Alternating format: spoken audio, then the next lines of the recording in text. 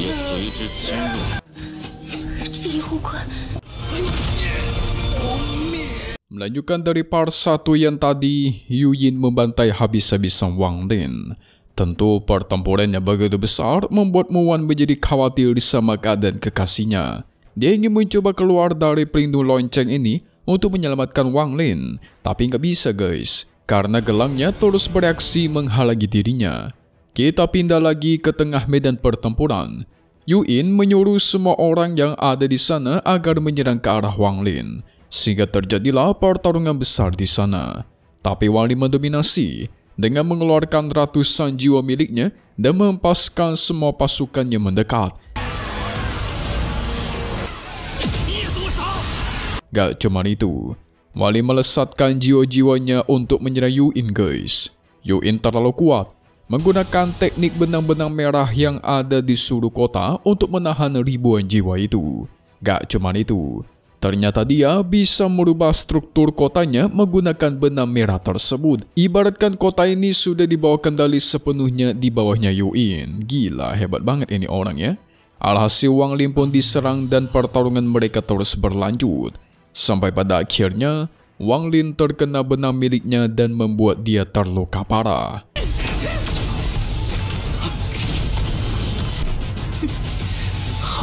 Apalagi Yu Yin berhasil menangkap tubuhnya Wang Lin, membuat dia tidak bisa bergerak dengan benang-benang merah yang sangat kuat. Apa yang terjadi? Yu Yin juga ternyata berhasil menangkap si Li Muwan dan membuat dia tidak bisa bergerak guys. Tentu Wang Lin langsung murka dong, mencoba segala cara untuk melepaskan diri dan menyelamatkan istrinya tercinta. Tapi sayangnya mau gimana pun dia memberontak, dirinya tetap tidak bisa bergerak. Dan apa yang terjadi? Yu Yin menarik salah satu benangnya dan menghabisi Muwan di tempat guys, di hadapan Wang Lin. Waduh. Kejadian itu membuat Wang Lin auto terpukul dan putus asa. Dia menangis sambil berteriak keras, murka mengeluarkan seluruh kekuatan. Sampai akhirnya dia berhasil melepaskan diri. Tidak lupa dia langsung menggendong Muwan yang sudah meninggoy sambil menangis terseduh-seduh. Namun apa yang terjadi guys? Ternyata Wang Lin itu masuk ke dalam ilusinya Yu Yin. Oh iya, yang Mimin hampir lupa, kekuatan domainnya Yu Yin adalah kekuatan ilusi. Jadi sekarang dia merasakan hampa gara-gara melihat Li Muwan yang sudah meninggoy. Padahal Muwan itu masih ada di tempat persembunyiannya, yaitu di dalam lonceng. Gak lama dari itu, Wen Kuang pun datang dan memberikan selamat kepada Yu Yin. Yu Yin tertawa keras. Sebentar lagi Wang Lin akan dia jadikan boneka petarung yang terkuat. Karena secara ranah, Wang Lin itu nggak beda jauh sama si Yu Yin.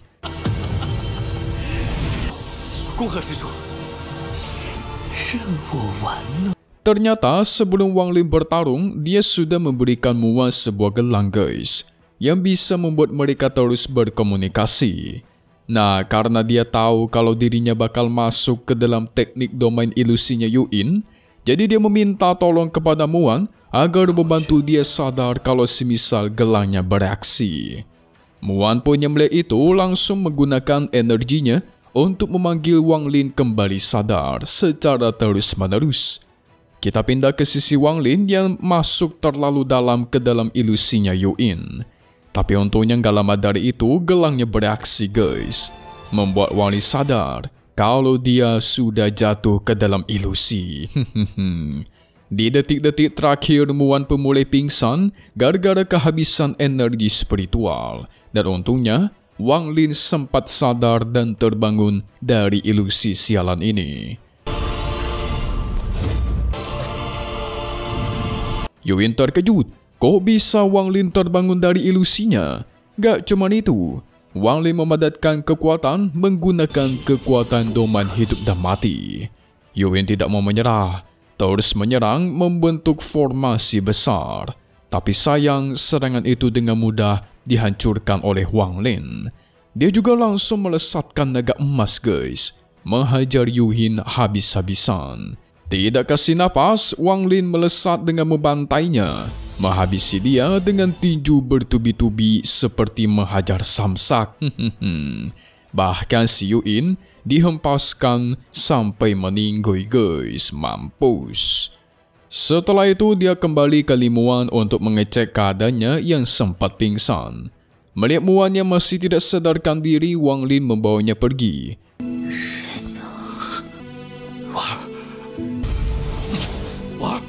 Dan akhirnya setelah Yuin dikalahkan, orang-orang yang ada di kota itu tersadar dari ilusi. Tapi ternyata durasi masih panjang, masih belum selesai nih. Secara tiba-tiba ada seseorang yang turun dari atas langit, yang ternyata orang itu adalah sang Raja Malam Abadi, dan dia mencari Wang Lin guys. Wang Lin sedang bersembunyi di sebuah goa mencoba memulihkan si Limuan. Untungnya dia berhasil dan menyadarkannya. Dia menyuruh Muan agar tetap di sini karena dia akan membentuk formasi pelindung. Namun tiba-tiba muncul seseorang yang datang ke goanya Wang Lin, yang ternyata itu adalah Raja Malam Abadi. Wang Lin dibuat tidak berdaya guys dan dihajar habis-habisan oleh si Raja Abadi. Tidak mau menyerah, Wang Lin memanggil keluar kodok petirnya untuk menyerang. Tapi aneh, si Raja dengan mudah menghindari semua serangan itu. Dari situlah Wang Lin sadar kalau orang yang berada di depannya ini itu adalah si Raja Malam Abadi yang harus dia habisi. Di mana katanya Raja Malam Abadi memiliki kekuatan takdir, memiliki kekuatan prediksi, makanya bisa membaca serangan Wang Lin sebelum sampai ke tubuhnya guys. Wah, curang nih.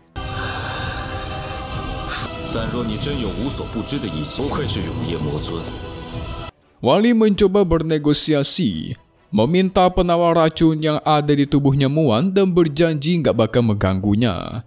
Tapi si Raja menolak, malah membalas kalau penawarnya itu ada pada dia. Jadi kalau mau ngambil, maka habisi dirinya dulu.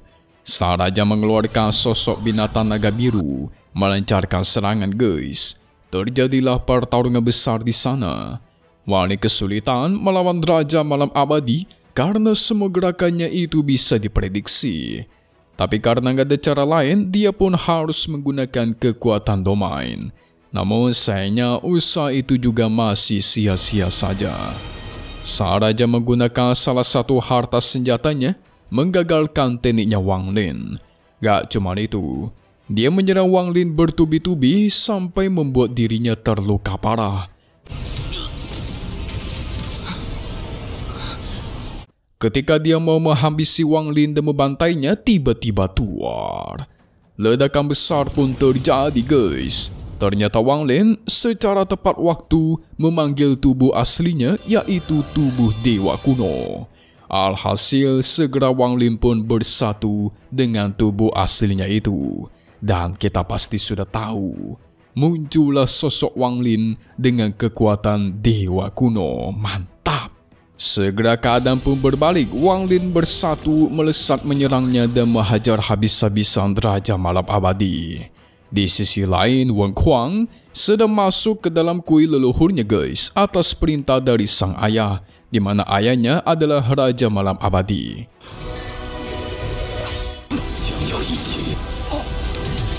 Terlihat kalau sebenarnya si ayah sudah memprediksi ada bencana di masa depan. Dan sang ayah baru mengetahui 5 hari yang lalu, bencana yang dia prediksi itu sebenarnya adalah kedatangannya Wang Lin. Oh walah, berarti Wang Lin sang pembawa bencana nih. Dan sebenarnya Raja Makam Abadi sudah membentuk ribuan kemungkinan dan ribuan prediksi. Dia mencari satu celah agar bisa menghabisi Wang Lin. Tapi setiap dia menemukan satu cara, ujung-ujungnya yang dia lihat dirinya tetap mati guys.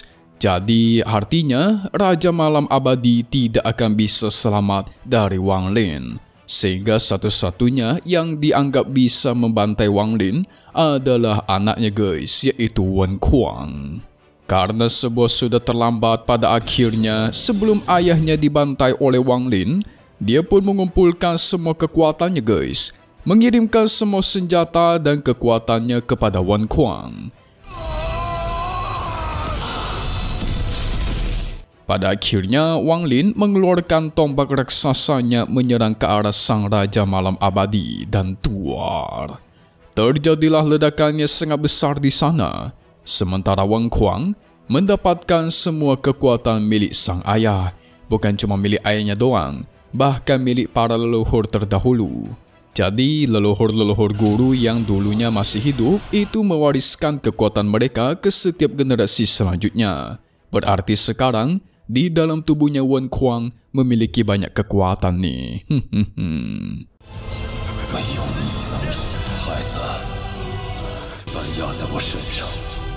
Wang Lin pun mengambil penawar racun yang terdapat di tubuhnya si Raja Malam Abadi. Dia segera kembali ke tempatnya Muan.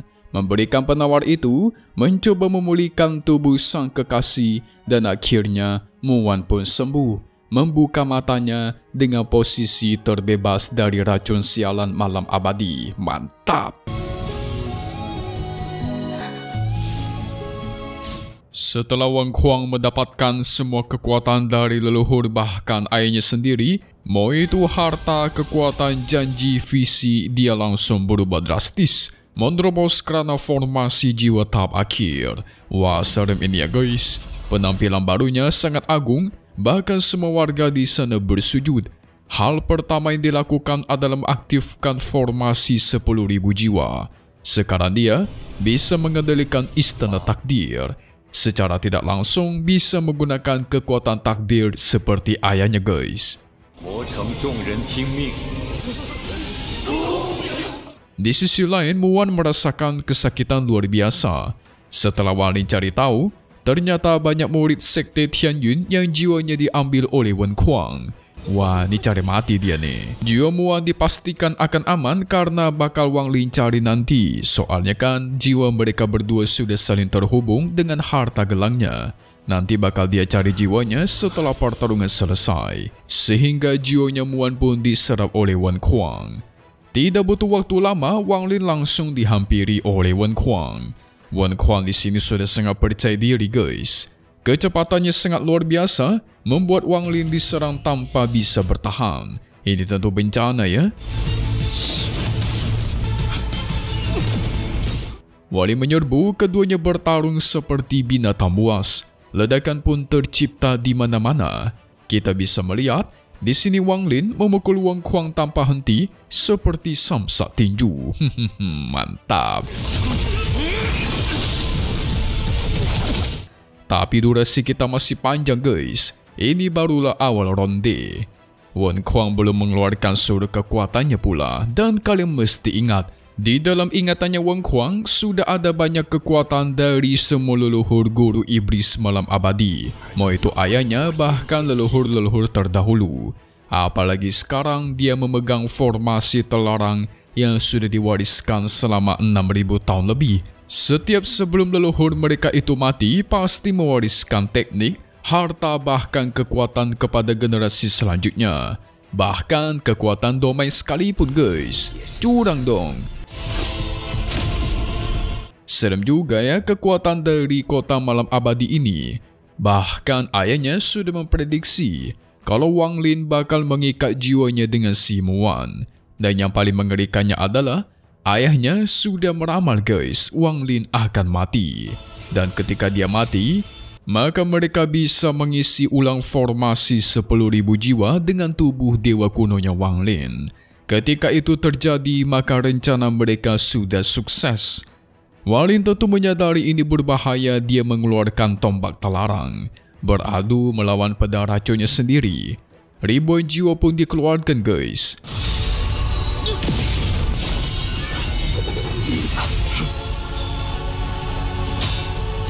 Wen Kuang malah menghisap jiwa-jiwa itu lalu dibuat berbalik menyerang Wang Lin. Dahsyat sekali kekuatannya. Wali hanya bisa menghisap kembali jiwa-jiwa yang tadi dia keluarkan ke dalam tubuh.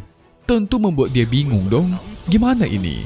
Kenapa semua serangan dan kekuatan yang dia keluarkan itu bisa dicuri lalu diserang balik oleh Wen Kuang? Sampai-sampai Wang Lin harus bertahan dari serangan jiwanya sendiri menggunakan bendera jiwa. Ditambah tombak terlarang aja bisa Wang Kuang keluarkan dan dia gunakan untuk menyerang balik si Wang Lin. Wah, serem ini kekuatan Wang Kuang ya. Bisa memprediksi serangan Wang Lin bahkan menggunakan tekniknya guys, curang ini. Wang Lin mengeluarkan boneka-boneka kayunya untuk meledakkan para jiwa. Ketika Wang Kuang ambil dan jadikan miliknya, disitulah Wang Lin mendapatkan kesempatan untuk melihat letak jiwa Muan berada. Ternyata berada di dalam ingatannya sangat dalam guys. Dari situ Wang Lin sadar kalau semua gerakan masa depan mungkin bisa diprediksi oleh Wang Kuang. Tapi dia pasti tidak tahu masa lalu dirinya bersama dengan Muan. Yang berarti dia tidak tahu kekuatan Muan dan Wang Lin yang ada di belakang guys. Wang Lin kembali menyerbu, menghabisi para jiwa di sana lalu menyerang tubuh Wang Kuang menggunakan petir kuning. Wang Kuang menyerang balik dengan petir merah. Sialnya Wang Lin dijatuhkan ke dalam perangkap kekuatan domainnya sudah dia tanam. Di sini dia jatuh ke berbagai tempat tanpa henti gitu guys. Semua itu adalah wilayah domain milik leluhurnya. Ini scene-nya mirip dengan film Doctor Strange dari Marvel kalau kalian nonton guys. Keren banget. Sampai akhirnya dia jatuh ke kekuatan domain lautan. Nah, di dalam domain lautan ini Wang Lin dimakan oleh sosok hiu raksasa. Setelah itu Wang Lin dikirimkan ke domain hantu. Di domain hantu dia diserang oleh para hantu yang tidak bisa disentuh. Dia mencoba melawan dengan kekuatan domain hidup dan mati, tapi itu malah memberikan Wang Kuang kesempatan untuk mencuri kekuatan domainnya Wang Lin. Tuh kan curi teknik. Kekuatan domain Wang Lin pun dihancurkan, sementara Wang Kuang mengeluarkan kekuatan domain hidup dan mati miliknya. Kau coba rasakan kekuatan domain milikmu sendiri. Sehingga Wang Lin pun diserang menggunakan domain tersebut. Belum cukup sampai situ, Wang Kuang mengaktifkan formasi lain, memanggil sosok raksasa ayahnya guys dan Tuar, beradu tinju melawan Wang Lin. Lagi-lagi Wang Lin dipentalkan, benar-benar tidak ada harapan nih Lord kita Wang Lin nih guys.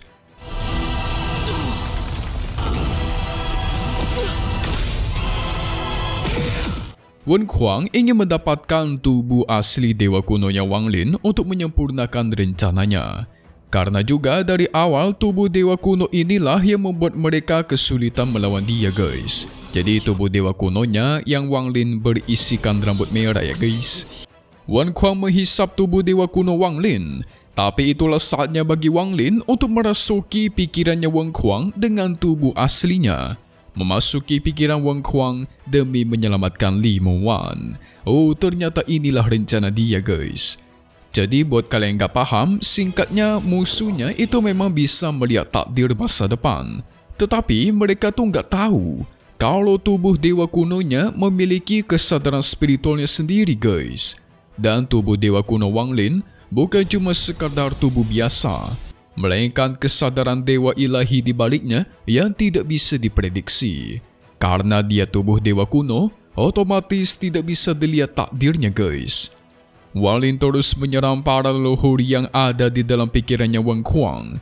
Dia kalahkan satu persatu. Mampus dah tuh. Kesalahan terbesar ingin menyerap tubuh dewa kunonya Wang Lin.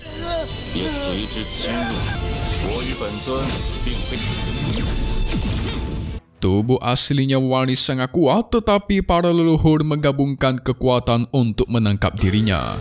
Formasi pertama gagal. Para leluhur membuka formasi terlarang. Muncullah badai tebal dan pilar-pilar besar yang memerangkap Wang Lin. Wang Lin terus menghindar ke sana kemari, tapi tetap saja dia kesulitan keluar dari formasi terlarang satu ini. Seakan-akan penjara yang semakin lama semakin mengecil. Muan menganalisa formasi ini dan dia mendapatkan ada 4 titik utama yang harus dihancurkan. Nah, disinilah kerjasama antara Muan dan Wang Lin pun dimulai. Muan mengarahkan mana saja arah yang harus dia serang guys. Karena kabut di sana sangat tebal, jadi Wang Lin mengikuti arah yang Muan sebutkan. Itu pun berhasil. Satu persatu leluhur dibantai habis oleh dia. 这一户官， Sialnya Raja Makam Abadi menekan Muan lalu menghisap semua leluhur yang masih hidup untuk menggabungkan diri dan dia pun menyerbu ke arah Wang Lin.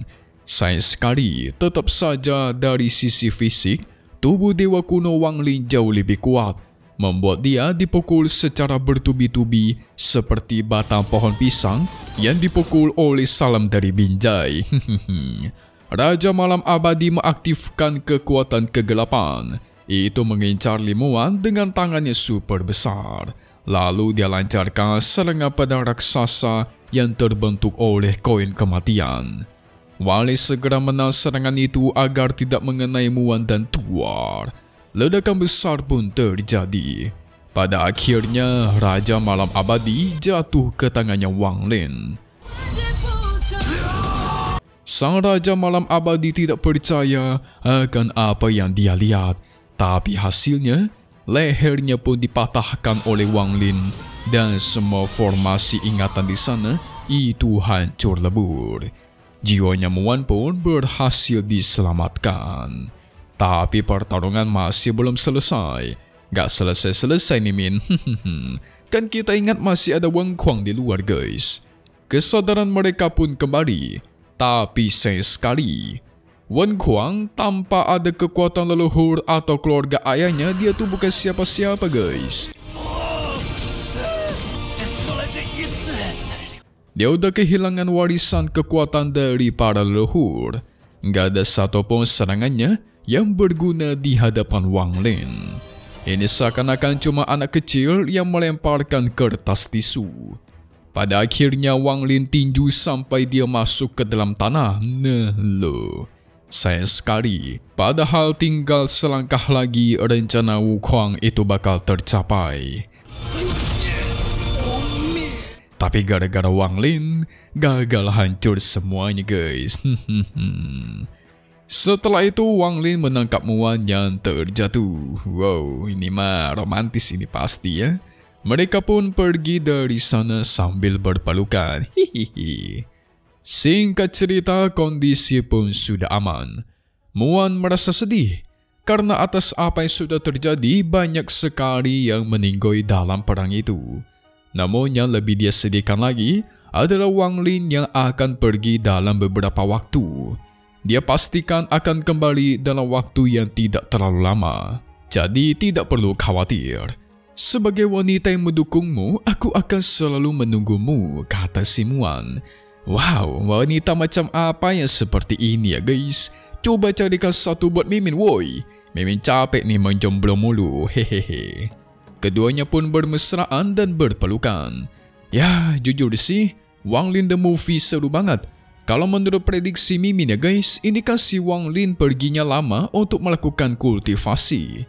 Nah, kejadian perang melawan kota malam abadi ini sebelum Wang Lin pergi ke negara Phoenix atau mungkin sesudahnya.